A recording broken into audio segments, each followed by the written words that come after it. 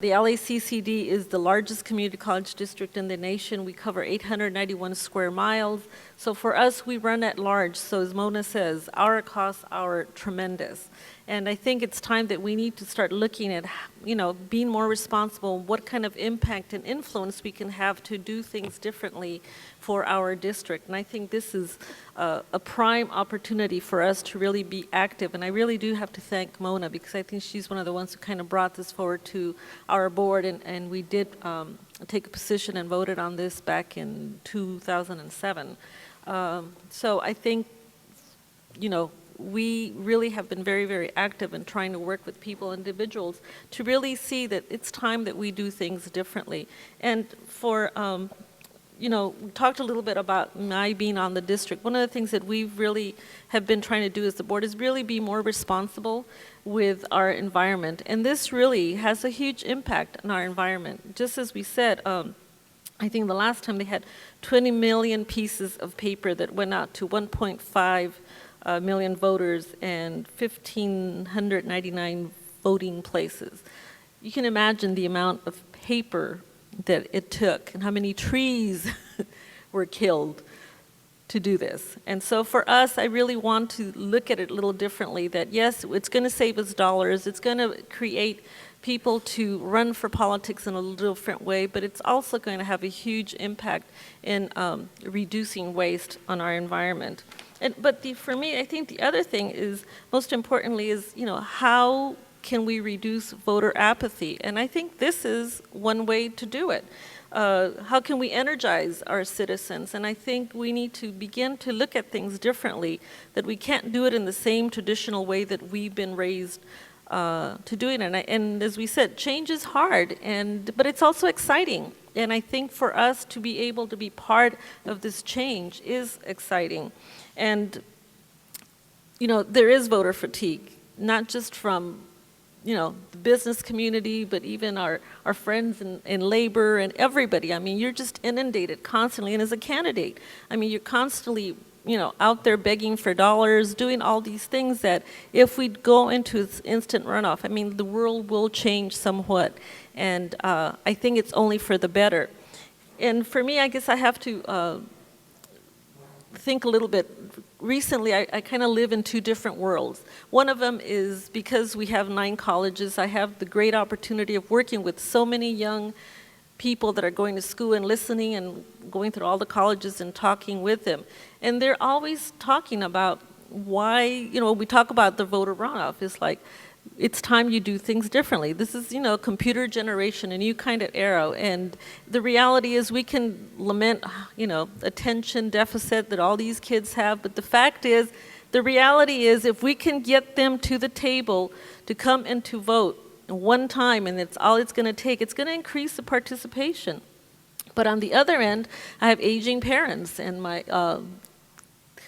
deal with a lot of senior citizens, much more senior than myself, who also now talk about, why can't you just damn do this one time and just do it all so we don't have to keep going back and forth, because, sometimes we forget we're old, and they make me laugh. But the fact that this is a different population, we have the young population who's ready for change because they're tired of the old ways, but then we have the population who's slowing down and who has different kind of health issues, and they would be more able to have a voice in our government if we go to this kind of new policy and new voting method. So I think, there's so many great benefits to this that I think we owe it to ourselves to really think about making the change and making it soon. Thank you.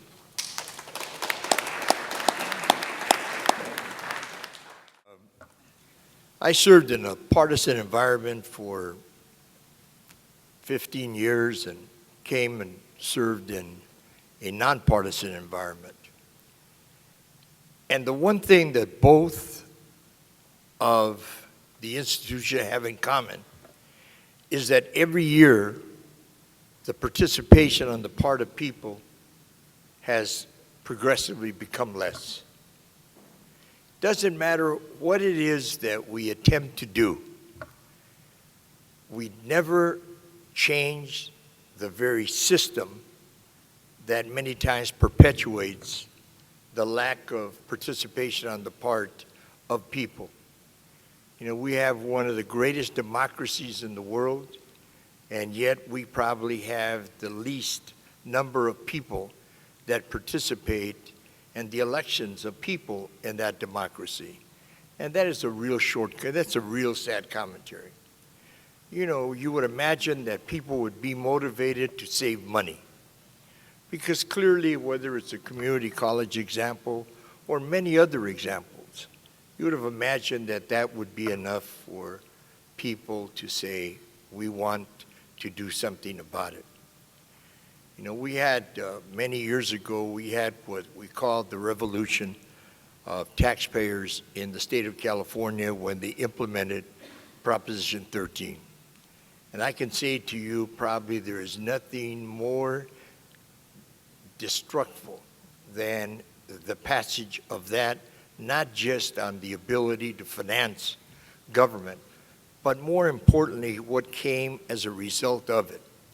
The times of demagogues that entered into politics, whose entire mission in life was to tear government apart. Now, it's interesting. You spend $1 million against government, but really to try and get into government for the purposes of trying to destroy it. It doesn't make a lot of sense to me. And that's what you have gotten. I think that that probably more has led to the diminishing numbers of people that have gotten involved in the political process. And it's a real sad commentary. I think IRV, I believe that anything that changes the status quo is a positive in terms of hopefully empowering people to be able to select individuals that they feel are going to be good for them. Yes, it probably cut down on negative campaigning. Yes, it'll cut down on maybe the amount of money that is spent in campaigns, and maybe it's spent a lot more intelligently than it is today. And yes, maybe you're going to have less fringe candidates that are going to be running. I mean, regardless of what it is, you know, what I find to be a sad commentary, that in a city like Los Angeles, that I believe has a great institution known as the city council, when an individual gets elected by 12% of the people in a district, to me, is the saddest commentary to American democracy we could ever have. And it's not a question of not trying to get people involved.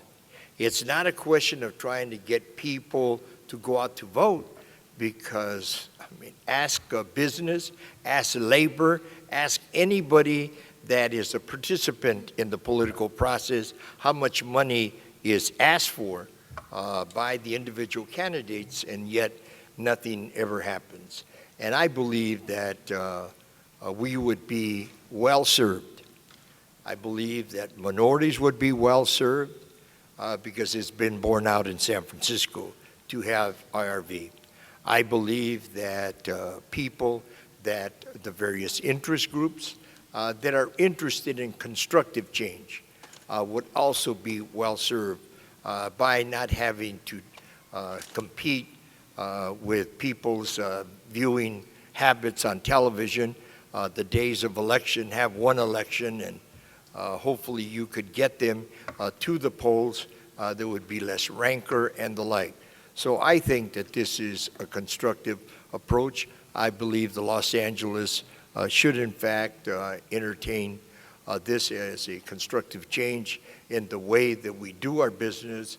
And I believe not only will it save money, but more importantly than anything else, I think it probably is a step in the right direction of empowering and getting more people involved in the political process. Thank you.